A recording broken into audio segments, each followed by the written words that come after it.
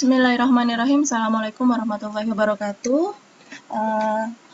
Kembali lagi bersama saya Eli Purwaningsi, dan kali ini saya akan melakukan pembahasan dari pelatihan AKM tentang peningkatan kompetensi peserta didik melalui asesmen kompetensi minimum.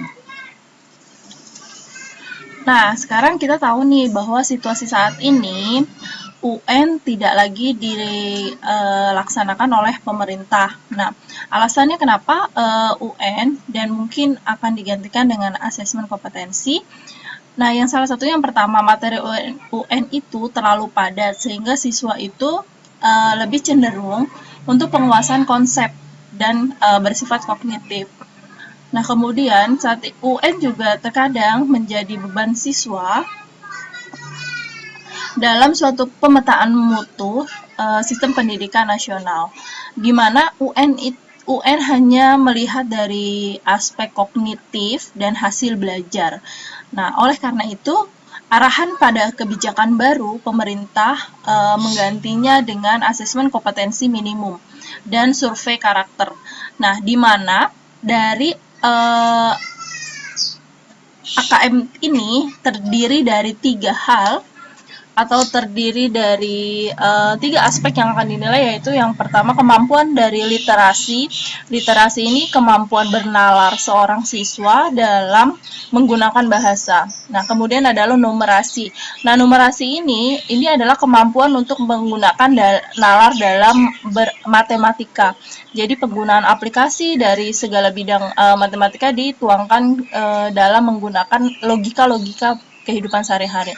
Nah, kemudian juga ada penilaian karakter, di mana karakter ini bagaimana seorang siswa itu mampu bersifat gotong royong dalam kehidupan sehari-hari, kemudian mengaplikasikan kebinekaan dan sifat teladan-teladan lainnya. Di asesmen kompetensi minimum itu sendiri itu biasanya akan dilakukan pada jenjang tengah untuk sekolah. Misalnya untuk SD itu ada di kelas 4, di SMP itu ada di kelas 8, dan di SMA, SMK atau MAN itu ada di kelas 11 ya. Sehingga mendorong guru dan siswa untuk memperbaiki mutu pembelajaran. Jadi tidak hanya pembelajaran yang bersifat kognitif. Oke, poin penting dalam AKM ini adalah yang pertama, AKM ini mengukur kompetensi mendasar literasi membaca dan numerasi. Ya, ini adalah jadi tidak hanya ada permasalahan kemudian kita memasukkan rumus untuk numerasi, jadi aplikasinya seperti apa untuk numerasi matematika. Jadi kemampuan bernalar anak ini sangat digunakan. Karena saat ini minat baca dari seorang siswa itu tidak terlalu baik atau boleh dibilang sangat menurun, sehingga dengan adanya AKM ini akan mengacu atau memicu siswa untuk banyak menggunakan nalar logika membaca dan numerasinya. Nah, kemudian survei karakter itu untuk mengukur sikap, nilai, keyakinan, dan kebiasaan yang mencerminkan karakter siswa. Jadi ada yang namanya survei karakter. Survei karakter itu nanti di AKM kita bisa melihat bagaimana sebenarnya sisi keyakinan, sisi nilai sikap-sikap dari siswa tersebut. Nah, yang kemudian yang ketiga, asesmen nasional itu bertujuan menunjukkan apa yang seharusnya menjadi tujuan utama sekolah, yaitu pengembangan kompetensi dan karakter siswa. Nah, sekali lagi, bahwa kemampuan bernalar, kemampuan bernegosiasi dalam suatu karakter siswa yang tercermin, ini akan dengan asesmen yang tepat dan baik, serta tepat pada sasaran, maka ini akan dapat menunjukkan kompetensi dan karakter siswa tersebut. Lalu kenapa sih harus ada asesmen nasional? Sebenarnya manfaat asesmen nasional itu sendiri apa? Yang pertama adalah potret kualitas pembelajaran. Potret kualitas pembelajaran itu seperti apa? Nah, kita ketahui bahwa saat ini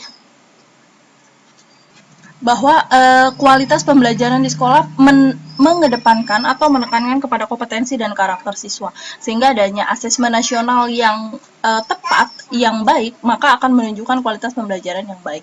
Nah, yang kedua adalah umpan balik peningkatan kualitas pembelajaran sekolah atau daerah. Nah, sebenarnya tujuan akhir dari sebuah proses pembelajaran itu adalah umpan balik atau yang disebut dengan feedback. Nah, dengan adanya feedback ini akan bisa melihat bagaimana hasil dari kegiatan belajar siswa, nalar siswa, sehingga nanti diharapkan dapat menjadikan motivasi peserta didik untuk melakukan penguatan dan motivasi dalam kegiatan pembelajaran. Yang ketiga adalah dasar untuk penyusunan program peningkatan kualitas pembelajaran sekolah atau daerah. Nah, adanya asesmen ini kita dapat melihat bagaimana hasil dari karakter siswa tersebut, bagaimana cara bernalarnya, bagaimana menggunakan logika siswa dalam pengaplikasian kehidupan sehari-hari. Nah, ini sangat kita perlu tekankan untuk siswa itu bisa meningkatkan literasinya dan beranalisa dalam pembelajaran serta pemecahan masalah-masalah yang berkaitan dengan kehidupan sehari-hari. Nah, kemudian di sini ada perbandingan asesmen. Nah, kita lihat kenapa saat ini asesmen nasional kompetensi minimum AKM itu bisa dibilang lebih ideal, karena kita akan lihat pertama di sini ada kriteria pembanding ya. Di sini ada asesmen nasional dan ini adalah UN atau ujian nasional. Tujuan pembelajaran. Kalau di asesmen nasional itu untuk mengevaluasi mutu terkait sistem satuan pendidikan. Ya. Sedangkan kalau ujian nasional itu lebih menekankan kepada capaian hasil belajar.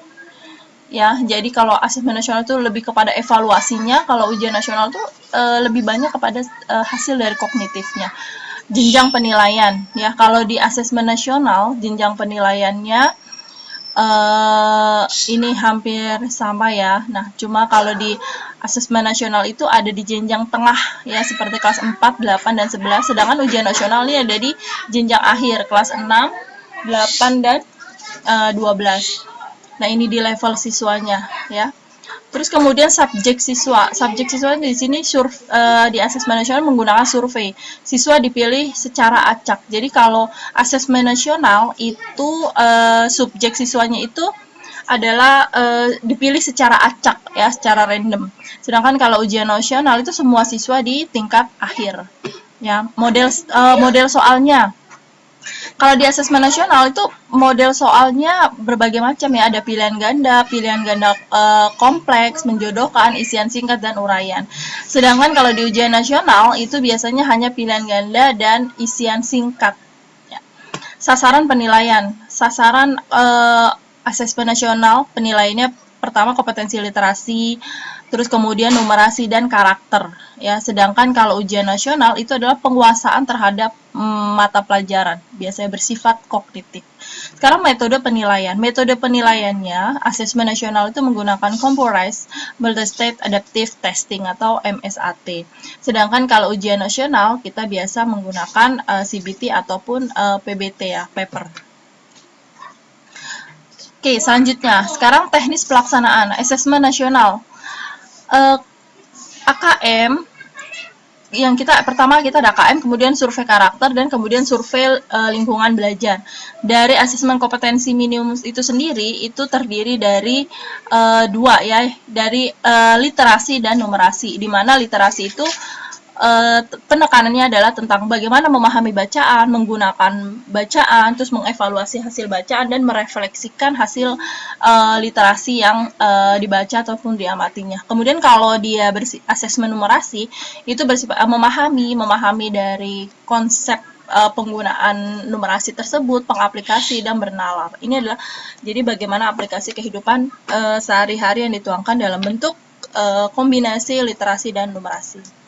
Nah, kemudian ada jadwal pelaksanaan. Jadwal pelaksanaannya untuk SD, MI, dan paket A atau paket A ya, ini tes literasinya 75 menit, survei karakternya 20 menit.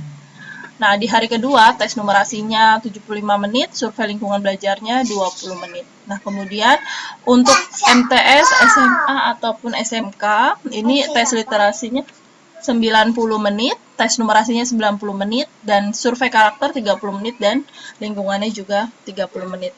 Nah, kemudian apa sih yang menjadi kriteria peserta asesmen nasional?